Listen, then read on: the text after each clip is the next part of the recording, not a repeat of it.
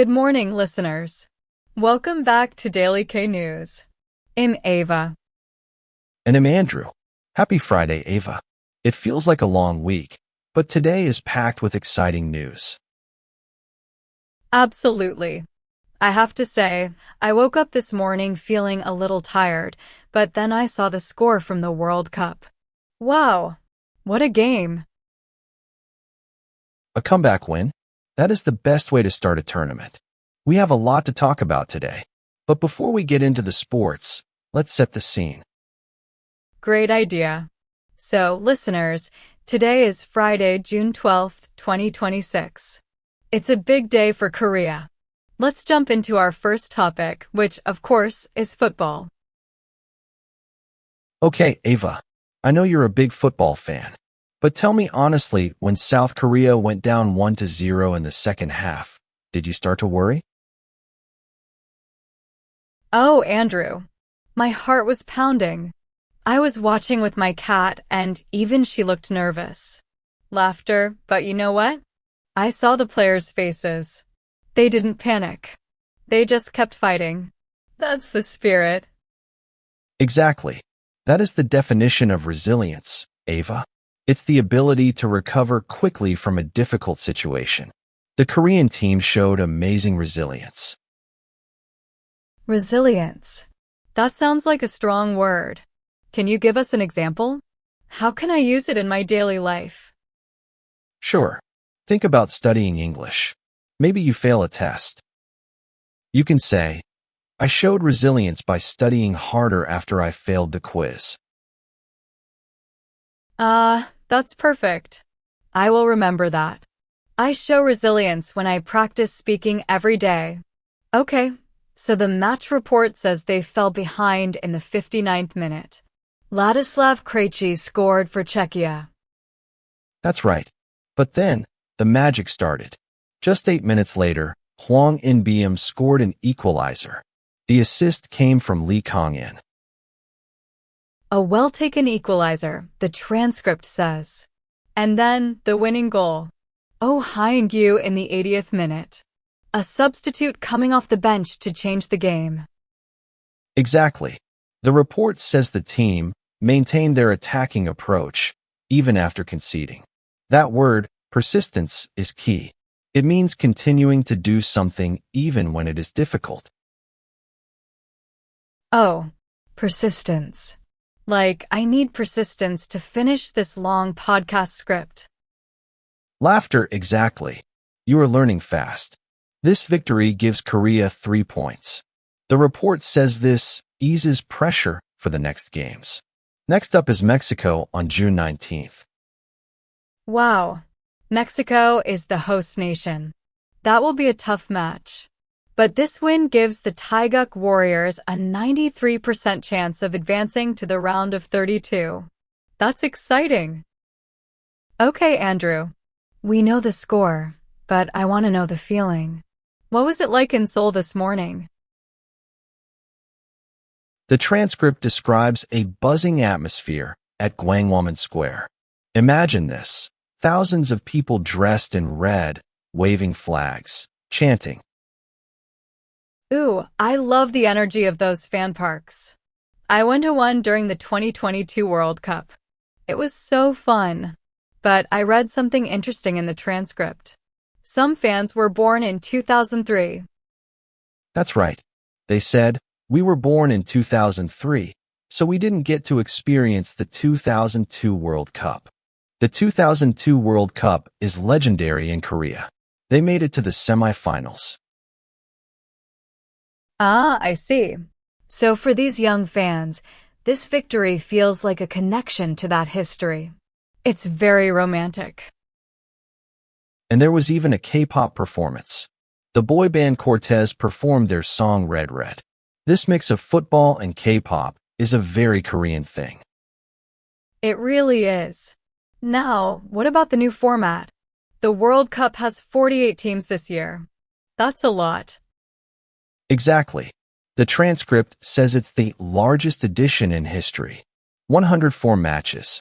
The top 2 teams from each group, plus the 8 best third-place teams, advance. So more chances for underdog teams. That's good for football. Okay, let's move from the stadium to the world of politics. Deep breath, okay, Andrew. We just finished talking about football, and now we are moving to serious diplomacy. That's a big jump. But let's make it easy. President Lee Jae-myung is on a state visit to Italy. President Lee met Prime Minister Giorgia Meloni. I think her name is very elegant. But what is an action plan? That sounds like a plan for exercise. Laughter, it does. But in politics, an action plan is a document that lists specific goals. For example, we will increase trade by 20%. It's a roadmap for the future. Ah, I see. A roadmap. So they're talking about semiconductors, cultural heritage, and cooperation in Africa. That's very broad. Yes, they also signed several MOUs. MOU stands for Memorandum of Understanding. It's a formal agreement between two parties to work together, but it's not a final contract. Andrew, the next story is very dramatic. The US and Iran, are they really going to sign a peace deal? It seems possible. The transcript says President Trump claimed a great settlement of the war. A settlement is an official agreement that ends a disagreement. A peace deal. Oh, like my roommate and I reached a settlement about cleaning the kitchen. We agreed to do it once a week. Perfect example. Exactly. So, this potential deal is big. Key terms include a 60-day ceasefire and reopening the Strait of Hormuz. This is why the stock market went crazy today. Yes, the Kospi went up by over 4%. The transcript says it regained the 8,000 level. That's a psychological milestone. Right. Foreign investors, who had been selling for 24 days straight, suddenly started buying again. The peace hopes are having a major impact on the Korean economy. But wait, the Bank of Korea governor says he needs to raise interest rates? That sounds conflicting. Why raise rates if the stock market is going up? Good question, Ava. This is the twin threat we mentioned. Higher oil prices from the Iran war cause inflation. Inflation means prices for food, gas, and rent go up. To stop this, the central bank raises interest rates. So it's a balancing act.